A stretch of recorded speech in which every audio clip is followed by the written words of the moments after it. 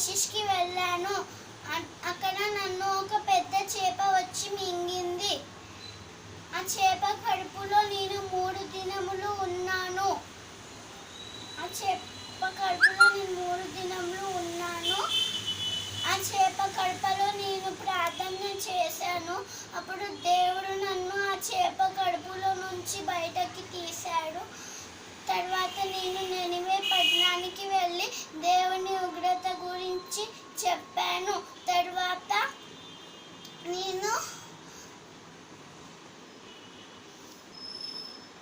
తర్వాత వాళ్ళందరూ ప్రార్థన చేశారు. ఉపవాసము ఉన్నారు. ఉపవాస ప్రార్థన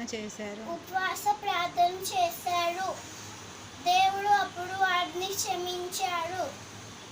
మనము కూడా ప్రార్థన చేస్తే దేవుడు మనల్ని క్షమిస్తాడు.